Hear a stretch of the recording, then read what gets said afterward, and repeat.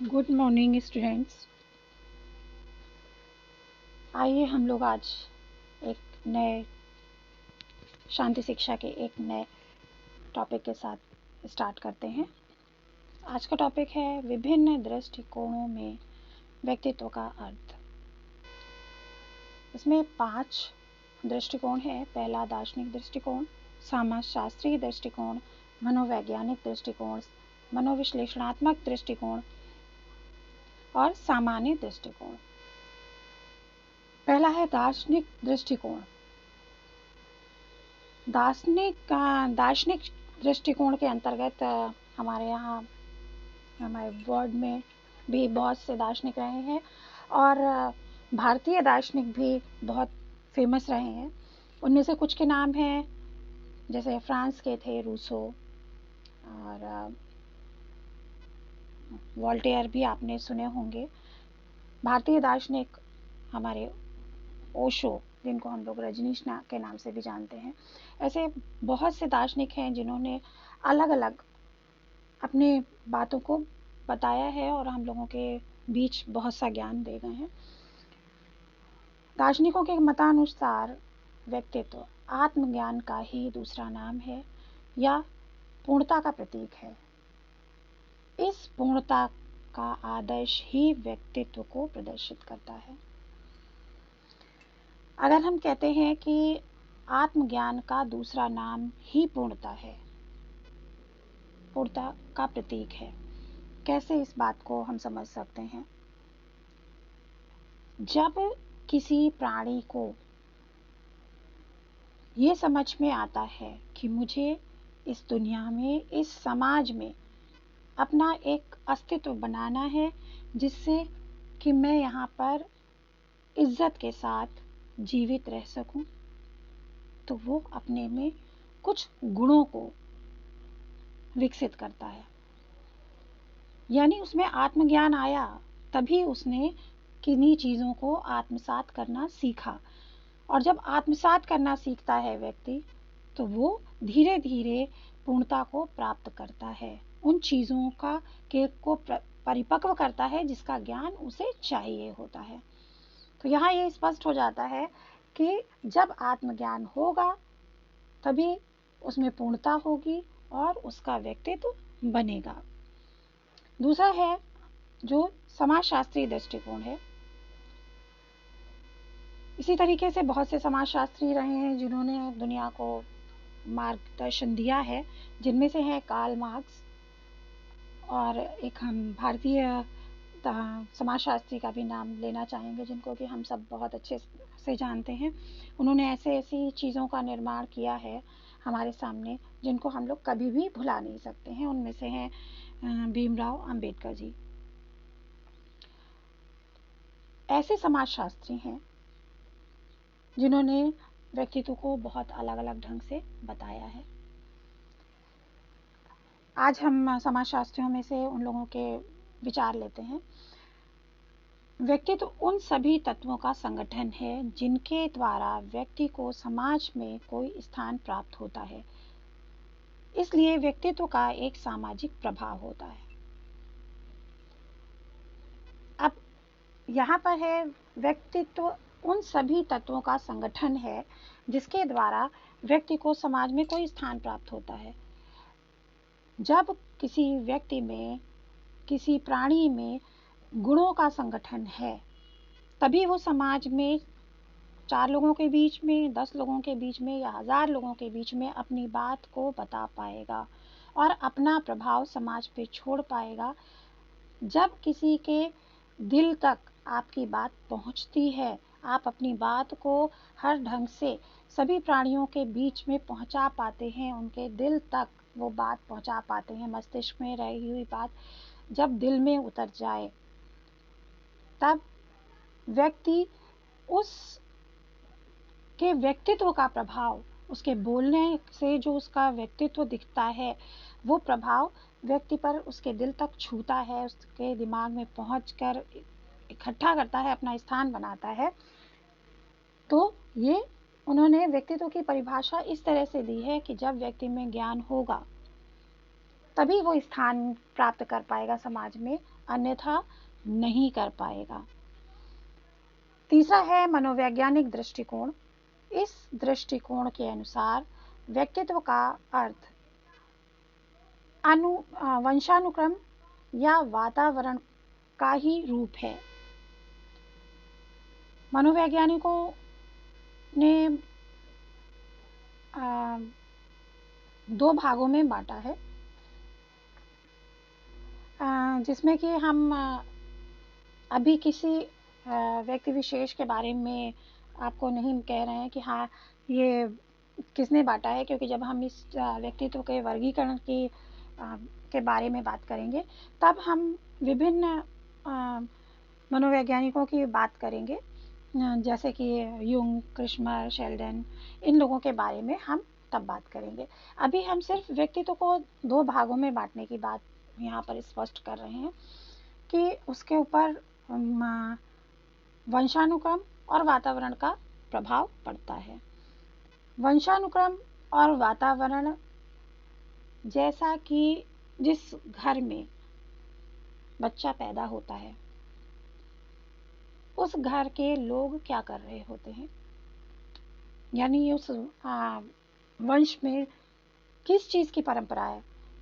Suppose हम example लेते हैं कि जिस घर में बच्चा पैदा हुआ है उस घर में व्यापार हो रहा हो, बच्चा शुरू से देख रहा है कि यहाँ पर व्यापार चल रहा है।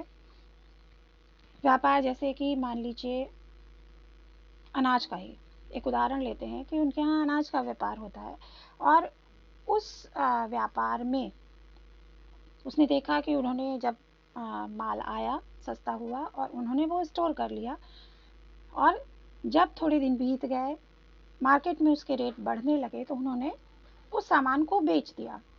ये बच्चे को सिखाया नहीं जा रहा है, लेकिन वो रोज सबकी बातें सुन रहा है, आज ये अनाज सस्ता हो गया है, इसको रख लिया जाए और जब महंगा होगा तो हम लोग बेच देंगे। इस तरह की चीज़ वो रोज़ घर में अपने वातावरण में सुन रहा है। रोज़ वही बातें उसके दिमाग में आ रही हैं कि किस तरीके से हमें पैसा कमाना है। ये उसको कहाँ से मिला? अपने वंश से मिला। वातावरण, ये तो घर का भी वातावरण है, लेकिन जो बाहर भी वो जब निकल के और भी जगह जाता है, आस पड़ोस में जाता है, विद्यालय में जाता है, उसका भी असर उस पर पड़ता है। तो व्यक्तित्व का असर जो है उसके वंश से भी आता है और वातावरण से भी आता है। मनोवैज्ञानिकों ने व्यक्तित्व को दो भागों में बांटा है, अंतर्मुखी और बहिर्मुखी।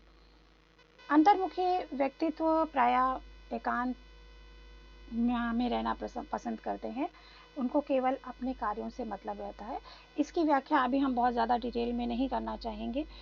इसकी व्याख्या के लिए एक अलग वीडियो हम आपके साथ लेकर प्रस्तुत होंगे, जिसमें कि हम बहुत से वैज्ञानिकों ने किस तरह से व्यक्तित्व का वर्गीकरण किया है उस पर चर्चा करेंगे। अभी हम बहुत शॉर्ट में इन चीज़ों को बता रहे हैं। कर्तव्य के प्रति सजग रहते हैं, भावना प्रधान होते हैं और श्रेष्ठ कार्य करना चाहते हैं। यथार्थ को अपने अनुभव के अनुसार बनाने का प्रयास रहता है।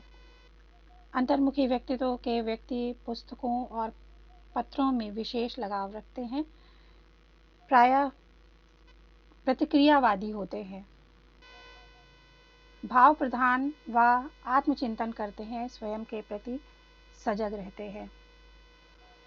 बहिर्मुखी व्यक्तित्व कैसा होता है? इस प्रकार के व्यक्तित्व के व्यक्ति स्पष्ट विचार प्रस्तुत करते हैं, कार्यकुशल एवं व्यवहार कुशल होते हैं, सबके साथ मिलजुल कर काम करने की प्रवृत्ति होती है, विचार कर कार्य करते हैं, भली प्रकार सोच कर कार्य करते हैं, दृढ़ता के साथ कार्य करते हैं, विचार स्पष्ट प्रस्तुत करते हैं, विपरीत परिस्थितियों में साहस के साथ आगे बढ़ते हैं और कार्य करते हैं, समय के अनुरूप कार्य करते हैं, अधिक सोच विचार नहीं करते, सभी कार्यों में सहयोग की इच्छा रखते हैं।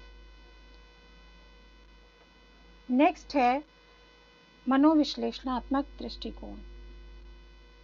ये काफ़ी इम्पोर्टेंट दृष्टिकोण है, जिसके अंतर्गत हम कहते हैं कि इसके जन्मदाता फ्रायड माने गए हैं। उनके अनुसार इदम, अहम और परमहम। इदम, यहाँ पे मिस्टेक है, यहाँ आईडी होना चाहिए इदम के आगे। अहम ईगो और परमहम यानी सुपर ईगो। इदम चेतन मन में स्थित प्राकृत शक्तियां हैं जो अबोध या अज्ञान अवस्था में मृत हैं। उन्हें शीघ्र ही संतुष्टि मिलनी चाहिए। जैसे कि एक छोटा बच्चा होता है, उसमें बहुत कम चीज़ों के प्रति ज्ञान होता है और उसे जो भी कुछ चाहिए होता है उसके लिए वो तुरंत मांगता है, और अगर चीज़ तुरंत नहीं मिलती है तो वो जिद करता है, परेशान करता है, और उसके जैसे ही उसको चीज़ मिल जाती है वो शांत हो जाता है। वो इदम की श्रेणी में आता है। अहम वह चेतना शक्ति है जिसमें तर्क और बुद्धि का समावेश हो जाता है। इसका संबंध इदम और अहम दोनों से है।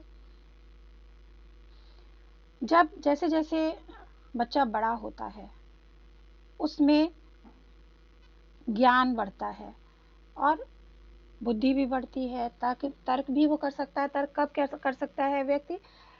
तर्क तब कर सकता है जब उसके पास ज्ञान आ जाता है, और जब ज्ञान और बुद्धि का समावेश किसी में होता है तब वह किसी भी चीज़ के बारे में कोई भी बात उससे साधारणतया कही जाती है तो वो एक्सेप्ट नहीं करता, उसको तर्क के साथ ही एक्सेप्ट करवाना पड़ता है, बताना पड़ता है कि ये चीज़ गलत है या सही है। जैसे कि बच्चे को जब हम समझाते हैं कि ये आग है, इसे मत छूना, वो उस चीज़ को नहीं समझता है। वो उस चीज़ को जब टच करता है और उसको जब हीट लगती है, गर्म लगता है, उससे जलता है उसका हाथ, तब उस चीज़ को वो एक्सेप्ट करता है और मानता है कि हाँ ये गर्म है, इससे हम जल जाएंगे। ये चीज़ें आप जैसे जैसे बच्चा बड़ा होता है उसमें बुद्धि आती है, उन चीज़ों को वो करके सीख लेता है। इसमें इसका संबंध इदम और अहम दोनों से होता है। परमहम का व्यक्ति का आदर्श होता है, वह नैतिकता के आधार पर अहम की आलोचना करता है और उसे सही मार्ग दिखाता है। जो उन्होंने बताया है कि परम अहम व्यक्ति आदर्श व्यक्ति होता है, वह नैतिकता के आधार पर अहम की आलोचना करता है। जो सुपर ईगो वाला व्यक्ति होता है वो नैतिकता के आधार पर आलोचना करता है और सही मार्गदर्शन करता है। नेक्स्ट है सामान्य दृष्टिकोण। सामान्य दृष्टिकोण का व्यक्ति